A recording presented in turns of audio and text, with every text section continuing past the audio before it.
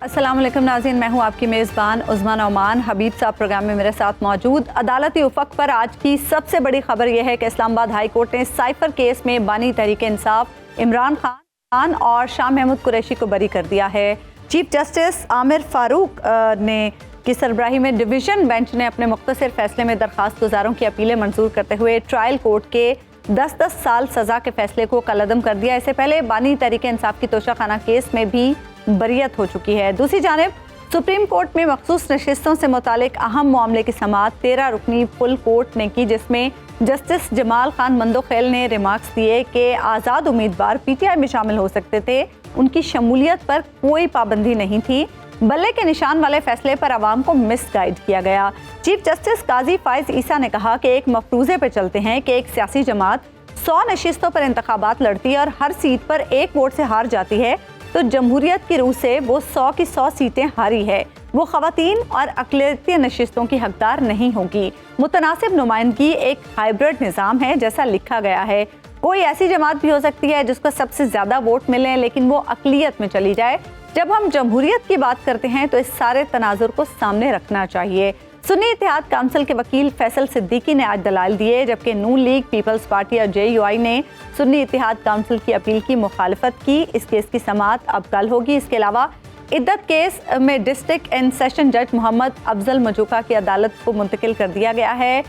इद्दत case की समाअत क्या अब दोबारा से आगाज़ होगा, और क्या साइफर केस का फैसला नविश्ता दीवार था? इमरान खान की रिहाई में अब रुकावट है? इसी तमाम तर मामले पर हम बात करेंगे। हबीब साहब, सबसे पहले तो साइफर केस की बात कर लेते हैं। साइफर केस आप क्या समझते हैं, पाकिस्तान तहरीक इंसाफ के लिए कितनी बड़ी कामयाबी है, और जो अब तक हम हुकूमती मौक़िफ़ इस केस के हवाले से देख रहे थे उसके लिए कितना बड़ा सेटबैक है? इसके सियासी पहलू पर आने से पहले तो मैं समझता हूं कि पाकिस्तान में आज कानून की एक फतह हुई। उसकी वजह यह है कि मैं बहुत पहले से इसी प्रोग्राम में अर्ज करता रहा हूं कि साइफर का जो साइफर से मुतल्लिका कानून है, जिसे सीक्रेट एक्ट कहते हैं, सीक्रेट एक्ट दरअसल वजीर आजम के ऑफिस के तहफ़्फ़ुज़ के लिए बनाया गया है, और ऐसे लोगों के ऑफिस के तहफ़्फ़ुज़ के लिए, ऐसे ऑफिस के तहफ़्फ़ुज़ के लिए बनाया गया है जहां पे उमूर मुमलिकत तय पाते हैं। और पाकिस्तान का ऐसा सबसे बड़ा ऑफिस कौमी एतबार से वो है पाकिस्तान के वजीर आजम का ऑफिस। तो वजीर आजम के ऑफिस पे, वो ऑफिस से अगर कोई मालूमात लीक होती है तो बराह रास्त उसका असर पड़ता है वजीर आजम पर, और वजीर आजम जिस मालूमात को चाहे और जब चाहे वो अवाम के सामने पेश कर सकता है, और इसमें उसका डिस्क्रिशन है, उसकी ये आप यूं कहिए कि उसका इस्तेहकाक है कि वो जिस चीज को चाहे कि और जितनी चाहे और जब चाहे अवाम को बताए, और जब चाहे अवाम को ना बताए। अब इस केस में प्रॉब्लम क्या आया? इस केस में प्रॉब्लम यह आया कि बुनियादी मसला यह आया कि केस ही बना तो किसके खिलाफ? वजीर आजम के खिलाफ। यानी आप ये कह रहे हैं सिरे से केस बनता ही नहीं था। सिरे से ये केस बनता ही नहीं था। सही। इस केस को बनाने वाले पे कम से कम लफ्जों में मैं समझता हूँ कि जुर्माना होना चाहिए। अच्छा। उस सेक्रेटरी को, या उस वक्त की जिसने ये केस बनाया था, उस वक्त के कानून का जो सेक्रेटरी कानून था या जो वजीर कानून था, उन सब से पूछा जाना चाहिए कि तुमने कानून पढ़ा था, तुम कानून की मंशा से वाकिफ थे, और फिर उन जज साहब से कम ये पूछा जाना चाहिए जिन्होंने 10-10 साल की सजा सुनाई। हमारे कानून में इस बात का इसकी कोई गुंजाइश नहीं है कि हम किसी जज से ये पूछे कि उसने ये फैसला क्यों किया। लेकिन अहम बात यह है कि किसी जज से ये तो पूछें कि तुमने इतना गलत फैसला क्यों किया, कि तुमने ये नहीं देखा कि इसकी मुद्दई तो हुकूमत है, लेकिन इसका मुद्दा अलह कौन है?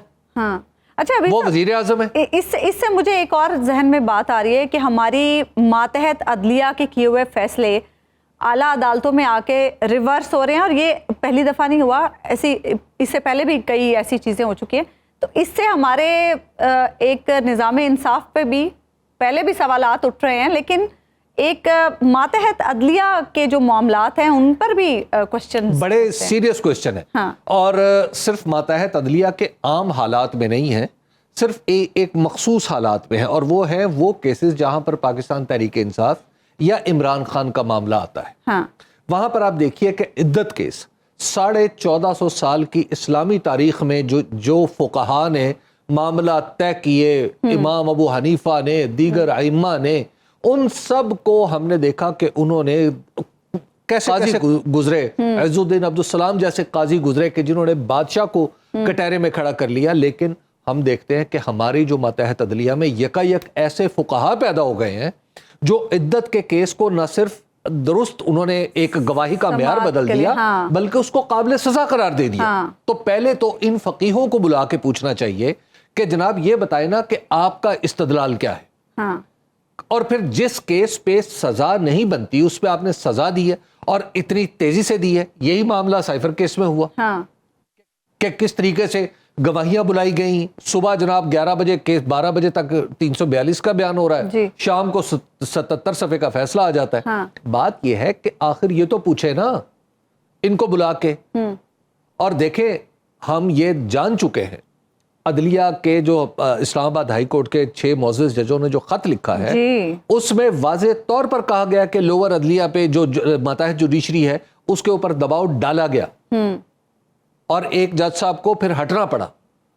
تو پھر آپ اس طرح کے فیصلے کو 2 ہی صورتیں ہو سکتی ہیں, یا تو جج بہت نالائق تھے کہ انہیں نہ قانون کی منشا کا پتا تھا, نہ انہوں نے قانون کا اطلاق دیکھا تھا, نہ انہوں نے درست گواہیاں اور چیزیں دیکھی تھی. دوسری بات یا دوسری صورت ہے پھر دباؤ کی صورت میں انہوں نے دباؤ کسی نہ کسی طرح کا دباؤ تھا. ہم زیادہ دیکھیے بات یہ ہے کہ یہ ماتحت جہاں پر عدلیہ کی عزت کی بات ہوتی ہے وہاں ماتحت عدلیہ اس میں شامل ہے. اور لیکن اب ہمارے جو ماتحت عدلیہ سے تعلق رکھنے والے جج صاحبان ہیں ان میں بہت بڑے بڑے لوگ موجود ہیں.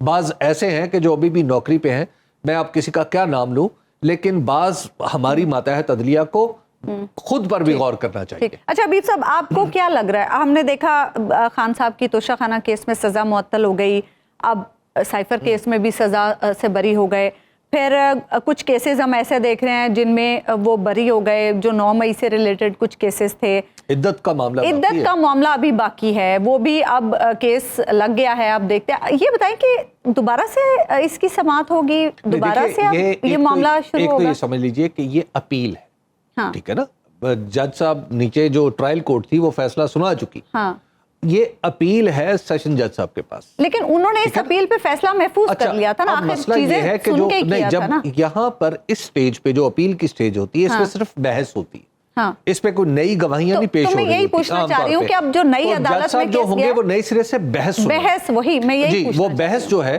وہ 1 دن میں بھی سن سکتے ہیں, وہ 2 دن میں بھی سن سکتے ہیں. لیکن یہ اب جون کے اینڈ پہ چلا گیا نا معاملہ. جون کے اینڈ تک چلا گیا ہے. تو اب چلیے جون کے اینڈ پہ جب آئیں گے تو یہ تو 1 دن کی بحث کا معاملہ ہے, 2 دن کی بحث کا معاملہ ہے, اس سے زیادہ تو یہ آگے لٹک نہیں سکتا. اب اگر اس کیس میں بھی ریلیف ملتا ہے خان صاحب, رہائی ہو جائے گی, یا وہ جو 3 سنگے میل آپ بتا چکے ہمارے پروگرام میں پہلے؟ دیکھیے اگر تو کوئی نیا کیس نہیں بنتا, ٹھیک ہے, یا کچھ جیسے کہ خبریں ہیں کہ جناب نکالا جا رہا ہے, بنایا جا رہا ہے, وہ اسی حوالے سے ایک آرڈیننس بھی لایا گیا کہ 40 دن کا ریمانڈ بھی کر دیا جائے, ٹھیک ہے. تو وہ سارے کیسز لگ تو رہے ہیں کہ پولیٹیکل سائیڈ کی پوری کوشش ہے کہ انہیں باہر نہ, عمران خان صاحب کو باہر نہ آنے دیا جائے, اور یہ میں آپ کو بربنائے اطلاع عرض کر رہا ہوں. لیکن حبیب صاحب جب معاملات ہم عدالتوں میں اس طرح سے دیکھ رہے ہیں کہ فیصلے تیزی سے ہو رہے ہیں, تو پھر کیا یہ کوششیں برابر ثابت ہوں گی؟ بنائے جا سکتے ہیں نا. نہیں, کوششیں برابر ثابت ہوں گی. پرابلم یہ ہے کہ پاکستان کے اندر عدلیہ کی, میں سمجھتا ہوں جو عدلیہ میں یعنی جہاں اصلاح کی ضرورت ہے نا, وہ یہ ہے کہ کیس آیا کہ کچھ کیسز ایسے ہوتے ہیں کہ انہیں پیش کرنے والے کے منہ پہ نہیں مارا جا سکتا, تو ان کی طرف فائل ضرور جج صاحب ایسے پھینکے. اچھا, ٹھیک ہے, اور ان پہ جرمانہ کرے, سماعت کے لیے منظوری, یعنی آپ پہلے اس بات پہ بحث ہو جائے گی اچھا مینٹینیبل ہے یا نہیں ہے. ٹھیک ہے, کچھ کیسز تو ایسے ہیں کہ جن کو بالکل اٹھا کے باہر پھینک دینا چاہیے. اب یہ جیسے مثال کے طور پہ جو ہمارے شاہ محمود قریشی صاحب کے اوپر کیس بنا ہوا ہے, وہ کیا ہے, وہ جی لاہور میں, وہ لاہور میں تھے ہی نہیں, ٹھیک ہے. اب مسئلہ یہ ہے کہ وہ اس کیس کے اوپر بحث ہو رہی ہے, اچھا تفتیش ہو رہی ہے, یہ ہو رہا ہے, وہ ہو رہا ہے. بھائی دنیا میں اہل بائی جو ہوتی ہے, یعنی اپنی اس موقع واردات پر عدم موجودگی, یہ بہت بنیادی قسم کا حق ہے جو ضمانت کے لیے کافی ہوتا ہے. جی بالکل. لیکن آپ دیکھ لیں کہ اس کیس میں ریمانڈ بھی مل رہے ہیں. اب یہ کچھ نہ کچھ تو ہماری عدلیہ کو بھی سوچنا چاہیے. ہمارے قانون ساز تو خیر کیا سوچیں گے جو جس طرح کے یہ قانون ساز ہیں فارم 47 والے، لیکن بہرحال کسی نہ کسی کو تو سوچنا چاہیے۔ اب ان کے پاس ایک ہی چیز بچی ہے، کیا؟ وہ یہ ہے کہ جو بھی فیصلہ ہو رہا ہے ہمیں جج صاحب پہ اعتماد دیں۔ اچھا، لیکن حبیب صاحب ابھی ہم مخصوص نشستوں والے معاملے میں دیکھ رہے ہیں تحریک انصاف بھی تو چیف جسٹس صاحب پہ عدم اعتماد کا اظہار کر رہی ہے، کیا یہ اعتراض ویلڈ ہے پاکستان تحریک انصاف کا؟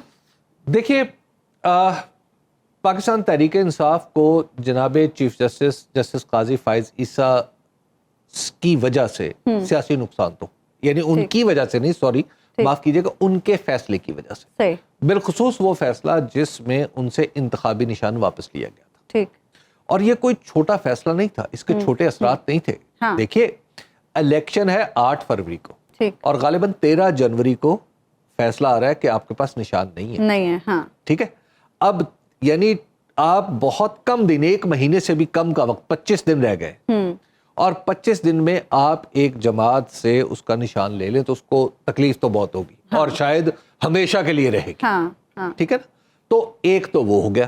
اس کے بعد پھر آپ دیکھیے کہ جب ابھی یہ کیس جو ہوا تھا، نیب ترامیم کے فیصلے میں بھی ہم نے کچھ جی، اس میں جب لائیو آنا تھا معاملہ، اس میں بھی کچھ ایسے کمنٹس تھے جو شاید نہ لکھے جاتے تو بھی بات واضح ہو جاتی۔ جی، اچھا، یعنی وہ ایک خدشہ تھا، ایک خدشے کا اظہار کیا گیا تھا، اور خدشہ جڑا ہوا تھا جناب عمران خان سے۔ تیسری بات یہ ہے کہ جو برطانوی ہائی کمیشن کو خط لکھا گیا، ہائی کمشنر صاحبہ کو خط لکھا گیا، اس خط میں جس طرح ہمارے چیف جسٹس نے اپنے فیصلے کے استدلال کی توجیہ پیش کی ہے، وہ بات بھی کچھ عجیب لگتی ہے۔ اس میں لکھا ہوا ہے کہ ایک ایسی پارٹی جو بڑی ہو اور اس نے جمہوریت کا دعویٰ بھی کرتی ہو تو پھر اس کے اپنے اندر جمہوریت نہ ہو، وغیرہ وغیرہ۔ یہ استدلال کتنا بھی درست کیوں نہ ہو، جب یہ عدالتی فیصلے سے باہر نکل کے کسی دوسرے کاغذ پہ چڑھے گا تو پھر پولیٹیکل پارٹی کو تکلیف ہوگی۔ جی، ٹھیک ہے، تو اب لیکن اگر آپ مجھ سے پوچھیں کہ جسٹس قاضی فائز عیسیٰ، مجھے ایسے لگتا ہے کہ وہ قانون اور دستور کا دامن کسی صورت ہاتھ میں سے نہیں جانے دیں گے۔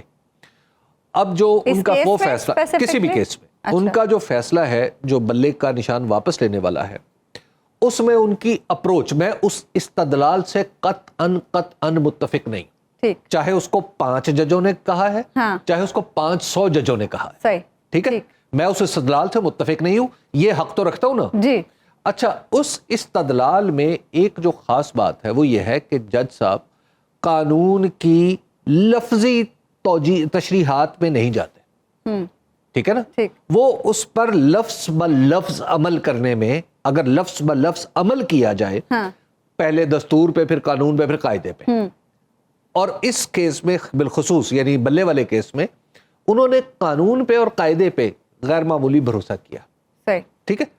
اب جج صاحب نے چونکہ ان کی توجیہ یا تعویل کرنے کی کوشش نہیں کی، تو اس کیس میں بھی زیادہ سے زیادہ یہ ہو سکتا ہے کہ وہ اپنا یہی جو ان کا نقطہ نظر ہے کہ ہمیں توجیہ اور تعویل کے بجائے ہمیں قانون کے لفظی معنوں پہ جانا چاہیے اور معنوی اعتبار سے اس کو نافذ کر دینا چاہیے، تو یہ طریقہ استدلال اپنی جگہ، آپ اس سے اتفاق کریں، اختلاف کریں، وہ اختیار کر سکتے ہیں۔ اس سے زیادہ اگر آپ یہ کہیں کہ جج صاحب خدا نخواستہ کچھ پی ٹی اے کو نقصان پہنچانے کی کوشش کریں گے، تو میرا خیال ہے یہ بات میں اس کو نہیں۔ ٹھیک ہے، مخصوص نشستوں کے حوالے سے کیس کے معاملے پر مزید بات کریں گے۔ پروگرام میں ہمیں جوائن کریں پلڈیٹ کے سربراہ احمد بلال محبوب صاحب۔ احمد بلال محبوب صاحب، آج کی سماعت کے حوالے سے سب سے پہلے تو آپ کی رائے جاننا چاہیں گے، کیونکہ ہم دیکھ رہے تھے کہ ججز کی طرف سے کچھ متضاد آ رہی تھیں، چیف جسٹس صاحب کی ایک رائے تھی، دیگر ججز کے جو ریمارکس آ رہے تھے اس سے ایک دوسری رائے ظاہر ہو رہی تھی۔ جی، یہ بالکل ایسے ہی ہونا چاہیے، یہ بہت اچھی بات ہے کہ پورے بینچ کی ایک ہی رائے نہیں ہے۔ یہ بینچ بنتے ہی اس لیے ہیں کہ تاکہ مختلف آراء کی روشنی میں پھر کسی ایک متفقہ فیصلے تک پہنچا جائے، تو بہت اچھی بات ہے۔ اس وقت وہ مختلف انداز میں معاملے کے مختلف پہلوؤں کے بارے میں سوالات کر رہے ہیں، تو امید ہے کہ وہ اس کے نتیجے میں پورے ہر چیز واضح ہو جائے گی اور سامنے آ جائے گی۔ اچھا، اس میں اگر ہم پہلے فیصلے دیکھیں تو اس میں احمد بلال محبوب صاحب قواعد، قاعدے، ضابطے اور اس طرح کی چیزیں تھیں، ٹیکنیکلٹیز زیادہ تھیں، تو اب آپ کے خیال میں کیا سپریم کورٹ ان ٹیکنیکلٹیز کو سے صرف نظر کر سکتی ہے؟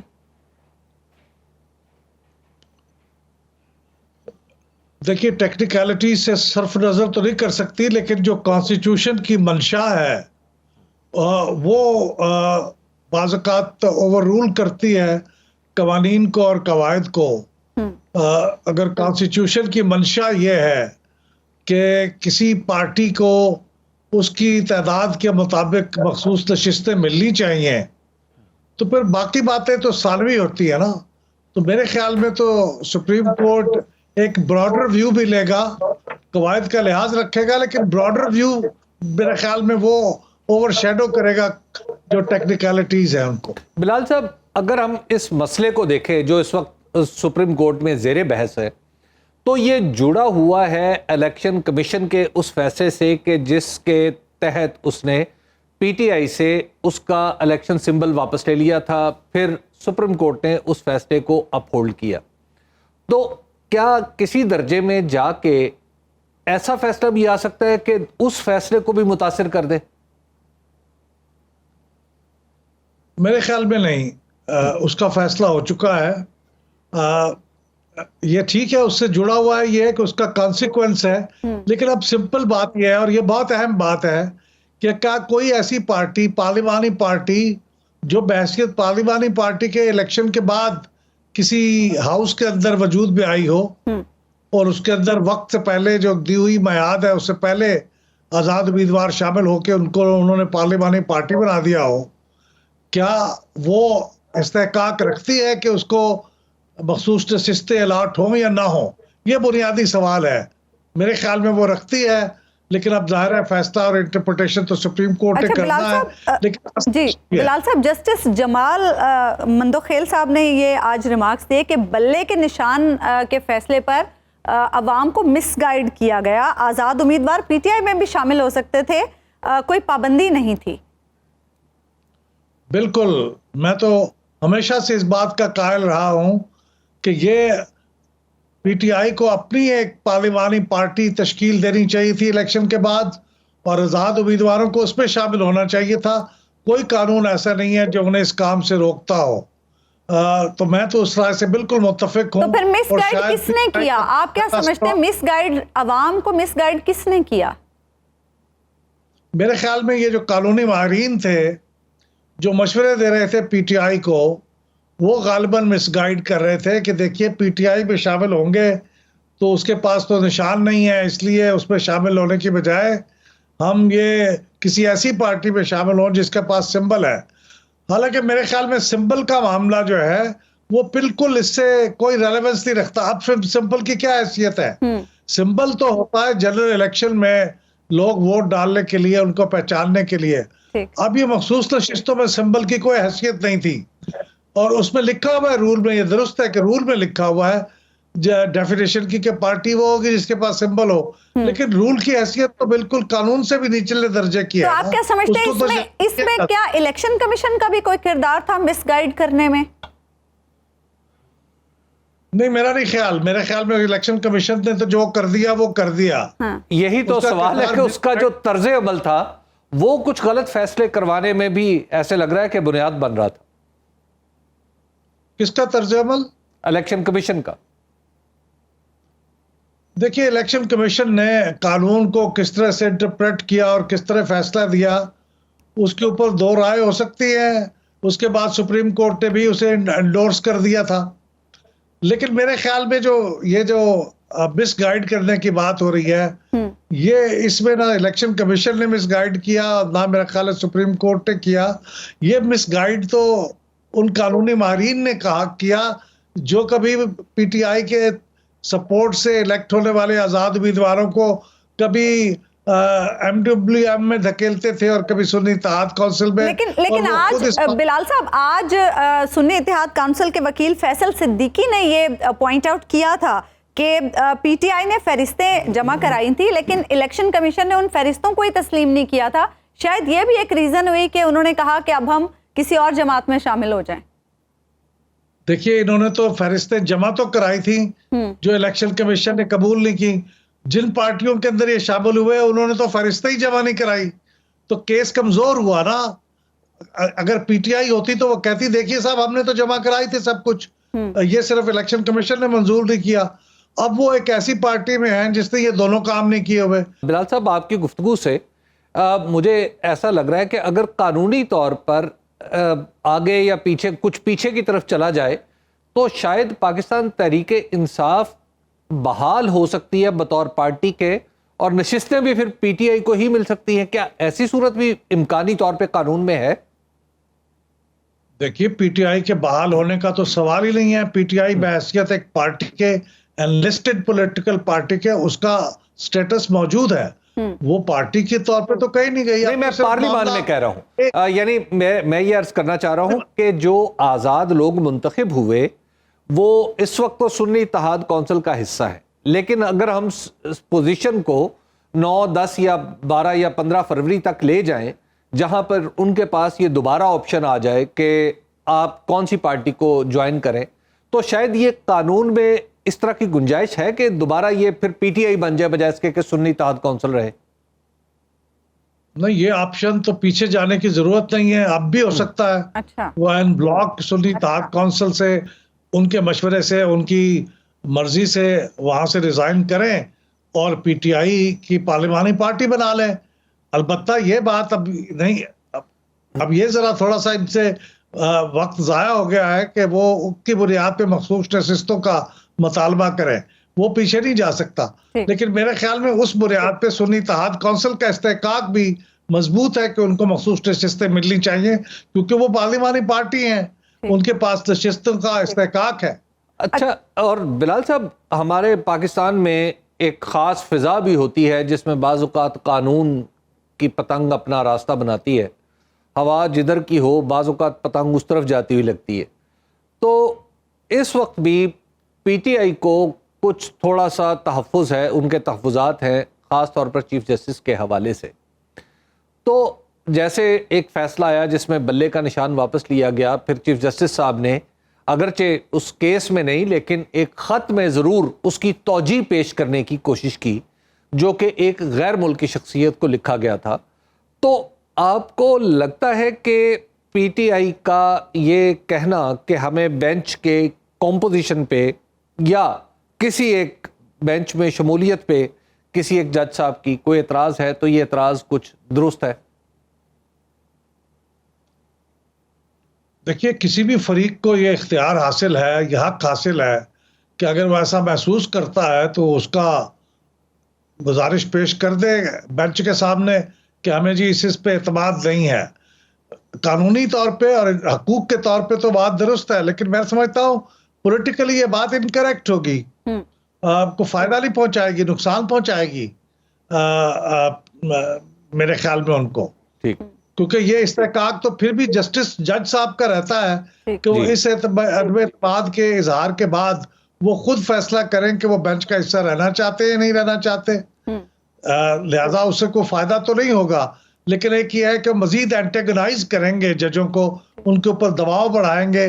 میرے خیال میں یہ ان کے لیے پی ٹی آئی کے لیے درست طرز عمل نہیں ہوگا. ٹھیک ہے، بہت بہت شکریہ احمد بلال محبوب صاحب، آپ ہمارے ساتھ موجود ہیں. ایک بریک ہم لیں گے ناظرین، بریک کے بعد واپس آئیں گے تو حبیب صاحب سے مزید گفتگو کریں. ویلکم بیک ناظرین. بریک سے پہلے ہم بات کر رہے تھے احمد بلال محبوب صاحب سے. حبیب صاحب، احمد بلال محبوب صاحب بھی یہی کہہ رہے تھے کہ چیف جسٹس صاحب پر جو اعتراض پی ٹی آئی کری ہے وہ ویلڈ نہیں ہے. اچھا خیر حبیب صاحب، ایک اور اہم سوال جو اس سماعت سے جڑا مخصوص نشستوں کے معاملے سے، چیف جسٹس صاحب نے یہ کہا کہ ایک مفروضے پہ چلتے ہیں، ایک سیاسی جماعت 100 نشستوں پر انتخابات لڑتی ہے اور ہر سیٹ پر 1 ووٹ سے ہار جاتی ہے، تو جمہوریت کی روح سے وہ 100 کی 100 سیٹیں ہاری ہے، وہ خواتین اور اقلیتی نشستوں کی حقدار نہیں ہوگی، متناسب نمائندگی ایک ہائبرڈ نظام ہے جیسا لکھا گیا ہے.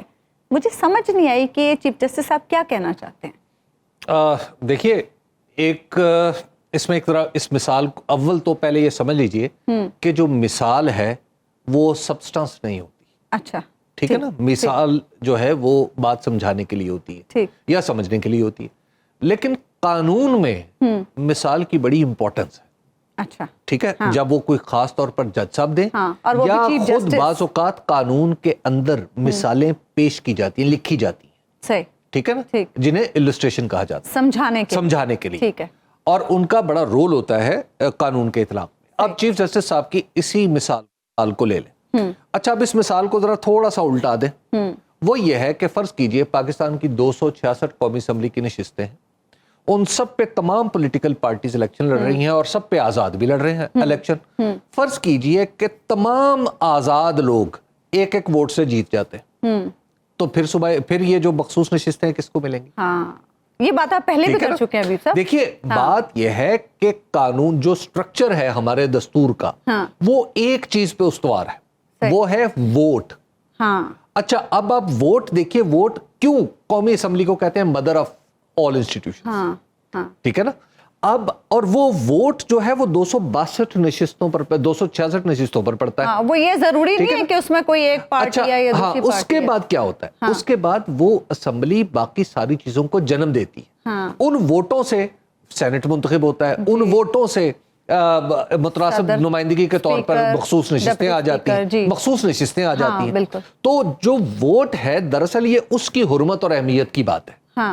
ٹھیک ہے, اب اگر فرض کیجئے کہ پورے کے پورے لوگ ایوان میں منتخب ہو کے آگے آزاد, اور وہ کہتے ہیں ہم آزاد ہی رہیں گے, تو پھر آپ کی نشستیں کہاں جائیں گی؟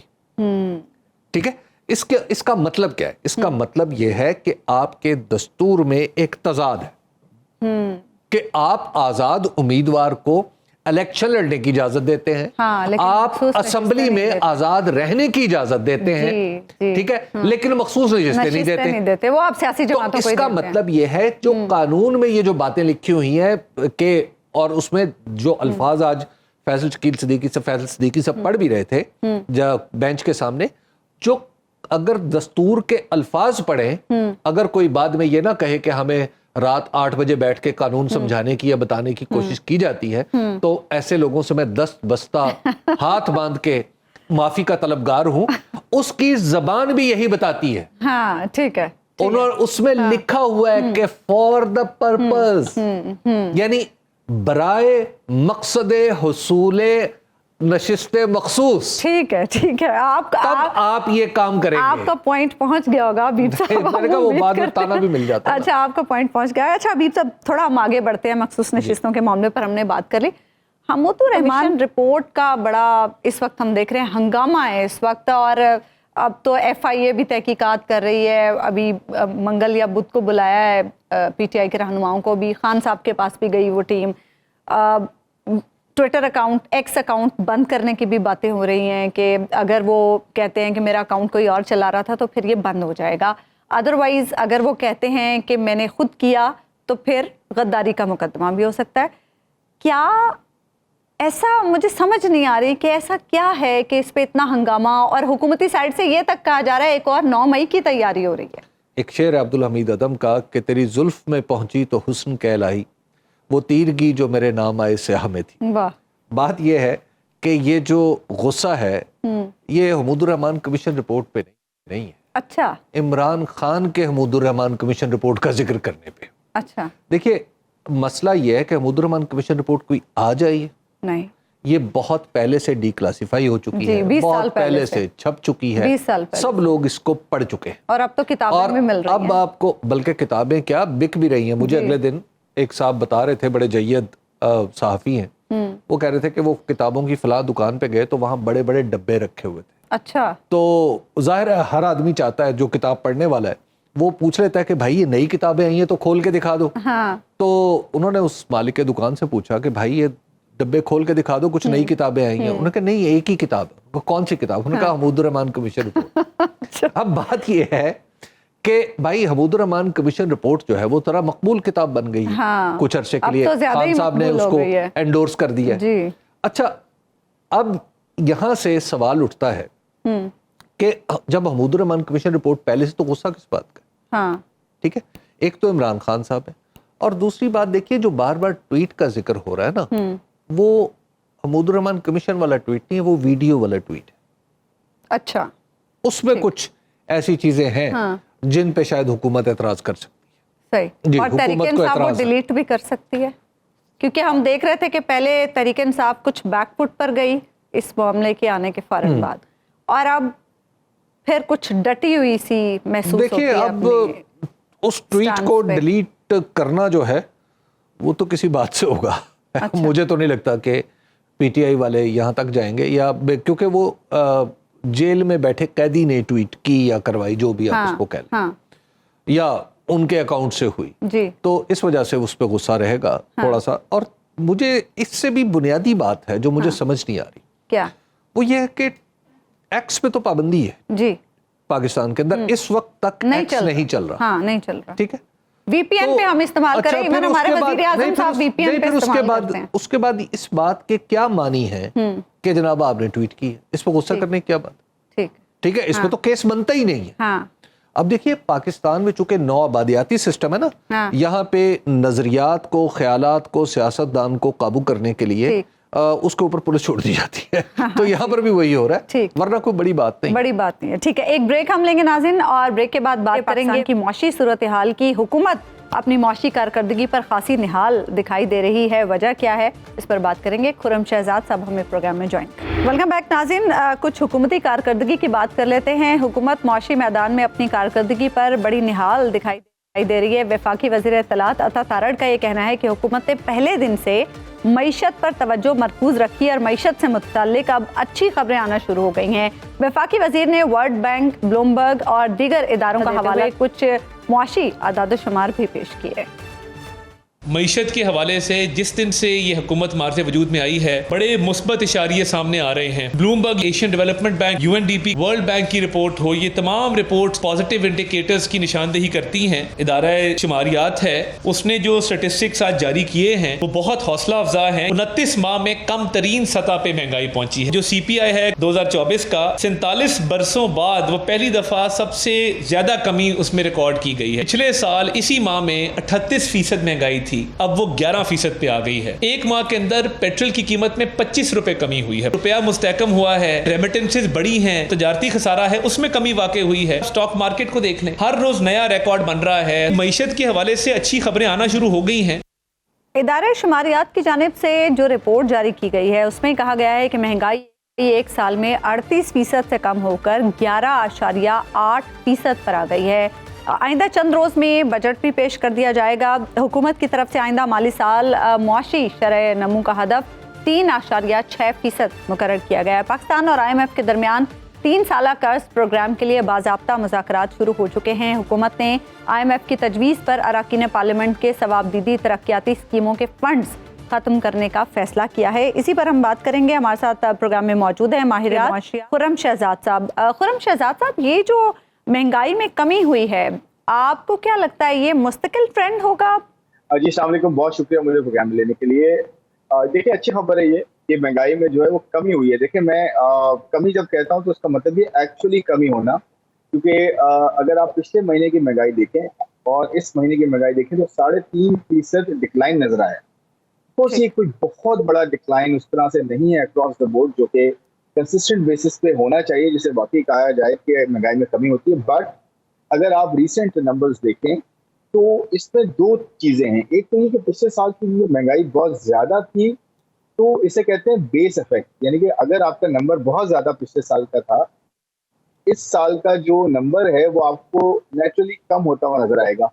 लेकिन इससे ज़्यादा इंपॉर्टेंट चीज़ है जो सही देखने की, अगर वाकई महंगाई में कमी हो रही है तो वो मंथ ऑन मंथ बेसिस पे देखने की जरूरत होती है कि पिछले महीने क्या कीमतें थी और इस महीने क्या कीमतें रही हैं, उनका इंडेक्स, और अगले महीने क्या कीमतें होंगी। ये अच्छी खबर है कि पिछले 2 महीनों से अप्रैल एंड मई नेगेटिव इन्फ्लेशन रही है, यानी कि इन्फ्लेशन गिरी है। इन्फ्लेशन में स्लो डाउन नहीं हुआ, इन्फ्लेशन गिरी है। दूसरी चीज क्या है कि एक सीजनल इफेक्ट भी होता है इसका, क्योंकि रमजान थे और रमजान के बाद कीमतें जो है वो बढ़ जाती हैं। रमजान में फूड की कीमतें, खासतौर पे फ्रूट्स की और इन सब चीजों की कीमतें बढ़ जाती है, तो उसका एक सीजनल इम्पैक्ट होता है वन टाइम, जो कि अभी नजर आया। लेकिन मैं अभी भी ये देखता हूँ कि अगले 2 महीने में वेट करूंगा ये देखते हुए कि अब जो है प्राइसेस मजीद कितनी गिरे, जो कि गिरनी चाहिए, क्योंकि ऑयल प्राइसेस जो है वो नीचे आई हैं और पेट्रोल की कीमतों में बैक टू बैक जो है कमी हुई है। इशू ये होता है हमारे यहाँ कि प्राइस स्टिकनेस बहुत होती है। इसका मतलब क्या है कि कीमतें बढ़ाई तेजी से जाती हैं, कम जो है ना वो कम से की जाती हैं, और उसकी वजह यह है कि पेट्रोल की कीमतें जो है वो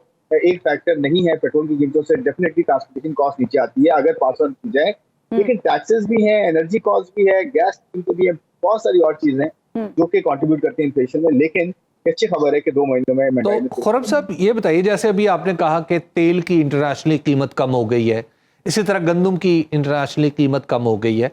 तो इसमें तो मार्केट फोर्सेस हैं जो दरअसल महंगाई को कम करें। क्या आपको गवर्नमेंट की साइड पे भी कुछ ऐसा ठोस कदम नजर आता है जो इस गवर्नमेंट ने उठाया हो, जिसकी वजह से कुछ रिलीफ मिला हो? क्योंकि जो गवर्नमेंट के हाथ में चीजें हैं, मतलब गैस है, बिजली है, उनकी प्राइसेस तो बढ़ रही हैं, ऊपर की तरफ जा रही। अच्छा देखिए, इसमें ना बड़ा इंपॉर्टेंट जो रोल है वो स्टेट बैंक का है। गवर्नमेंट ऑफ पाकिस्तान का रोल प्राइमरीली इन्फ्लेशन को कंट्रोल करना नहीं होता। हम डेफिनेटली बातों में और अपने डिबेट्स में तो गवर्नमेंट ऑफ पाकिस्तान को ब्लेम करते हैं हर चीज में, लेकिन प्राइमरी रोल जो होता है रीता साहब, आपको पता है, स्टेट बैंक का होता है, किसी भी सेंट्रल बैंक का होता है महंगाई को कंट्रोल करने में। क्योंकि उसके हाथ में एक बड़ी इंपॉर्टेंट जो है वो टूल होता है, वो होता है कि पैसे की कीमत कितनी बढ़ाई जाए, यानी कि रुपए के ऊपर जो उसकी शरह सूद है वो कम या ज्यादा की जाती है। इसकी वजह से भी फर्क पड़ता है और थोड़ा सा लॉन्ग टर्म में पड़ता है। और आपको पता है पिछले 1 साल से शरह सूद में कमी नहीं की गई, बहुत ज्यादा हाई लेवल पे शरह सूद को रखा गया। और इसकी बड़ी वजह ये भी थी कि लोगों की कैश इकोनॉमी हो या लोगों की परचेजिंग पावर हो या जो प्रिंटिंग ऑफ रुपी है या गवर्नमेंट की अपनी जो फिस्कल रूम है, यानी गवर्नमेंट जो है वो कर्जा लेती आई है, सही जगह से टैक्सेस नहीं ले रही और उस कर्जे को जो है वो जाया करती है, इस्तेमाल करती है, वेस्ट कर देती है, जिसकी वजह से इंपोर्ट्स भी बढ़ जाती हैं, कंजम्पशन भी होती है। और ओवरऑल जो जड़ है वो बेसिकली गवर्नमेंट का फिस्कल साइड है जो कि महंगाई की भी वजह बनता है। तो आपको क्या लग रहा है खुरम साहब, अब शरह सूद भी कुछ कम होगी? महंगाई कम हुई है तो क्या शरह सूद भी कुछ कम होगी, और अगर होगी तो फिर कितनी होगी? बड़ा अच्छा क्वेश्चन किया आपने कि शरह सूद में कमी होनी चाहिए और क्यों होनी चाहिए। देखें, इन्फ्लेशन में कमी काफी आ रही है और अगले 2-3 महीनों में ये ट्रेंड रहा तो हमारी जो इन्फ्लेशन है वो तकरीबन 12 साढ़े 12 के करीब जो है अगले 2 महीने में हो सकती है, जिसकी वजह से जो एवरेज इन्फ्लेशन है आपकी वो 22-24% के पास आ सकती है। और इसमें इम्पोर्टेंट जो रोल होता है वो कोर इन्फ्लेशन का होता है। कोर इन्फ्लेशन क्या होती है कि आप फूड की कीमतें हटा दें, उनकी महंगाई को हटा दें और एनर्जी की कीमतें हटा दें, देखिए कि एक्चुअली जो है वो इन्फ्लेशन दूसरी चीजों में जो बेसिक अशिया के अलावा जो चीजें हैं उनमें कितनी बढ़ रही है, तो वो भी नीचे आ रही है। अगर कोर इन्फ्लेशन नीचे आ रही है तो रेट कट जो है उसका केस बिल्कुल बनता है कि यहाँ रेट कट होना चाहिए, थोड़ी बहुत ग्रोथ आए, थोड़ी इकोनॉमी में इन्वेस्टमेंट हो, कॉस्ट ऑफ कैपिटल थोड़ा कम हो। ये अभी हो सकता है, बिल्कुल होना चाहिए, लेकिन इसमें एक चैलेंज क्या है? चैलेंज ये है कि इस वक्त हम नया IMF प्रोग्राम के लिए जा रहे हैं और आपको पता है IMF हमेशा ये कहता है और अब तो ज्यादा कहता है कि जी आप वो पुराने मॉडल पे जाएंगे कि जहाँ पे रेट थोड़ा सा इन्फ्लेशन नीचे आई, आपने रेट कट कर दिया, गवर्नमेंट खुद बोरोइंग उसकी कम नहीं होगी, इवेंचुअली होगा कि कंजम्पशन बढ़ जाएगी, इंपोर्ट्स बढ़ जाएंगी, फिर आपका रुपया जो है वो सेंसिटिव हो जाएगा, रुपया नीचे चला जाएगा, फिर आपको जो है ना डिफॉल्ट के मसले बढ़ जाएंगे। तो आप ये कन्वेंशनल मॉडल ना लेके चलें, पहले फिस्कल कंसोलिडेशन करें, यानी कि टैक्स सही जगह लगाएं, खर्चे कम करें, SOEs को जो है वो करें और एनर्जी के रिफॉर्म्स कराएं ताकि ये जो ग्रोथ आए ना ये शैलो ना हो, ये सस्टेनेबल हो, तब रेट कम हो। आपको क्या लगता है कि यहाँ से ऑनवर्ड महंगाई की क्या सूरत हाल रहेगी? देखें, जो 2025 है फिस्कल ईयर 25 जो जुलाई से स्टार्ट होगा और जून तक एंड होगा 25 में, उसमें जो महंगाई की शरह है वो 13 से 14% के पास रहने की तवक्को है। और ये 13 से 14% भी काफी ज्यादा है, डबल डिजिट्स है, ये भी काफी ज्यादा है। लेकिन अच्छी बात क्या होगी कि इसके साथ साथ इंटरेस्ट रेट्स थोड़े नीचे आ सकते हैं। एक मरतबा IMF प्रोग्राम में चले गए और बजट देखें बड़ा डायरेक्शनल होना चाहिए। बजट एक डिसाइसिव डॉक्यूमेंट हो सकता है जिसमें आपको ये बताना होगा कि सही जगह टैक्स लगाने हैं, खर्चे कंसोलिडेट करने हैं, जिसकी वजह से आपका रेट कम होगा और इन्वेस्टमेंट और ग्रोथ में यानी अब हमें स्मार्टली चलना पड़ेगा। बहुत बहुत शुक्रिया खुरम शहजाद साहब, आप प्रोग्राम में मौजूद थे। प्रोग्राम का वक्त खत्म। नाज़रीन, आपसे मुलाकात होगी इंशाल्लाह कल, अल्लाह ने के बाद।